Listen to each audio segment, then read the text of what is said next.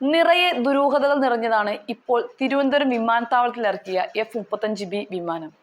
സാങ്കേതിക തകരാർ പരിഹരിക്കാൻ 2 ആഴ്ച കൂടി വേണമെന്ന് ബ്രിട്ടീഷ് നേവി ഉദ്യോഗസ്ഥർ പ്രതിരോധ വകുപ്പിനെ അറിയിച്ചതിനെ തുടർന്ന് വിമാനത്താവളത്തിനോട് ചേർന്നുള്ള എയർ ഇന്ത്യയുടെ ഹാങ്ങർ യൂണിറ്റിൽ വിമാനത്തിന്റെ അറ്റകുറ്റപ്പണിക്ക് സൗകര്യമൊരുക്കാമെന്ന് എയർ ഇന്ത്യ അറിയിച്ചെങ്കിലും ബ്രിട്ടീഷ് നേവി ഇത് നിരസിച്ചത് വല്ലാത്ത സംശയമാണ് ഉണ്ടാക്കുന്നത്. തകരാർ പരിഹരിക്കാൻ US വിമാന നിർമ്മാതാക്കളായ ലോക്ക്ഹീഡ് മാർട്ടിന്റെ എഞ്ചിനീയർമാർ അമേരിക്കയിൽ നിന്നെത്തുമെന്നാണ് ലഭിക്കുന്ന വിവരം. അമേരിക്കൻ നിർമ്മിത യുദ്ധവിമാനത്തിന്റെ സാങ്കേതിക വിദ്യ ഇതുവരെ മറ്റൊരു രാജ്യത്തിനും കൈമാറിയിട്ടില്ല എന്നത് കൊണ്ട് തന്നെ സാങ്കേതിക വിദ്യകൾ ചോരുമെന്ന് ഭയന്നാണ് ഹാങ്ങറിലേക്ക് മാറ്റാൻ തയ്യാറാകത്തെന്നാണ് അറിയുന്നത്. ഹാങ്ങർ യൂണിറ്റിൽ കയറ്റേണ്ട സാഹചര്യം വന്നാൽ ഈ യുദ്ധവിമാനത്തെ കയറ്റാൻ പറ്റുന്ന തരത്തിലുള്ള ചരക്ക് വിമാനം കൊണ്ടുവന്ന് അതിൽ കയറ്റി കൊണ്ടുപോകുമത്രേ. എങ്കിലും ഹാങ്ങർ യൂണിറ്റിൽ കയറ്റില്ല എന്ന് വാശി പിടിക്കുകയാണ് ബ്രിട്ടീഷ് നേവി.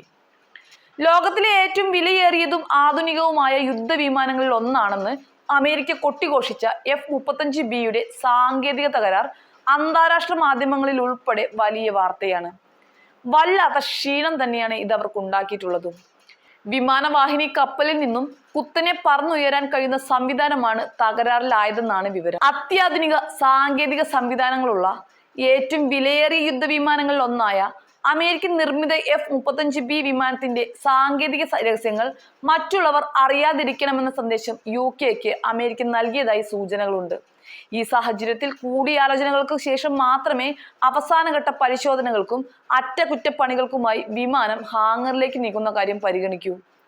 ഇന്തോ പസഫിക് മേഖലയിൽ സഞ്ചരിക്കുകയായിരുന്ന ബ്രിട്ടീഷ് നാവികസേനയുടെ വിമാനവാഹിനി കപ്പലായ HMS പ്രിൻസ് ഓഫ് വെയിലൻസിൽ നിന്നും പറന്നുയർന്ന യുദ്ധവിമാനം ശനിയാഴ്ച രാത്രിയാണ് തിരുവനന്തപുരത്ത് അടിയന്തരമായി ഇറക്കിയത്. വിമാനത്തിൽ തകരാർ സംഭവിച്ച ഹൈഡ്രോളിക് സംവിധാനത്തിലെ ഏതാനും ഭാഗം മാറ്റേണ്ടതുണ്ട്. UK നിന്ന് ആദ്യം എത്തിയ എഞ്ചിനീയർമാർക്ക് തകരാർ പരിഹരിക്കാനായിട്ടില്ല. വിദഗ്ധ എഞ്ചിനീയർമാർ ഇനിയും എത്തും. ഇതും നടക്കാതെ വന്നാലാണ് സൈന്യത്തിന്റെ ചരക്ക് വിമാനത്തെ ആശ്രയിക്കുക. ലോക്ക്ഹീഡ് മാർട്ടിൻ നിർമ്മിച്ച വിമാനത്തിന്റെ പരിഷ്കരിച്ച പതിപ്പായ F-35I അദിർ യുദ്ധവിമാനമാണ് നിലവിൽ ഇറാനെതിരായ ഇസ്രയേൽ വ്യോമാക്രമണത്തിന്റെ മുൻനിരയിലുള്ളത്. F-35ലേക്ക് ഇസ്രയേൽ സാങ്കേതിക വിദ്യ കൂടി ഉൾപ്പെടുത്തി പരിഷ്കരിച്ച പതിപ്പാണിത്. ഇസ്രയേലിനും ബ്രിട്ടീഷ് നാവികസേനയ്ക്കും പുറമെ British royal air force, US marine core എന്നിവയും നിലവിൽ F-35 ഉപയോഗിക്കുന്നുണ്ട്.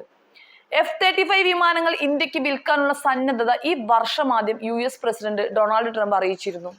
ഇന്ത്യ സ്വന്തം നിലയ്ക്ക് 5ാം തലമുറ യുദ്ധവിമാനങ്ങൾ നിർമ്മിക്കുന്നുണ്ട്. അതുകൊണ്ട് തന്നെ റഡാറുകളുടെ കണ്ണുവെട്ടിക്കുന്ന ഇതിലെ സാങ്കേതിക വിദ്യ ഇന്ത്യയുടെ കയ്യിലെത്താതിരിക്കാനാണ് അവർ ശ്രമിക്കുന്നത്. കഴിഞ്ഞ 6 ദിവസമായി കനത്ത മഴയിൽ തുറന്ന സ്ഥലത്ത് നിർത്തിയിട്ടാണ് തകരാർ പരിഹരിക്കാൻ ശ്രമിച്ചിട്ടുള്ളത്. മൺസൂൺ സാഹചര്യമായതിനാൽ തന്നെ പണികൾ നടത്തുന്നതിന് താൽക്കാലിക ഷെഡ് പോലുള്ള സംവിധാനം ഒരുക്കാമെന്ന വ്യോമസേനയുടെ നിർദ്ദേശം പോലും ബ്രിട്ടൻ നിരസിച്ചിട്ടുണ്ട്.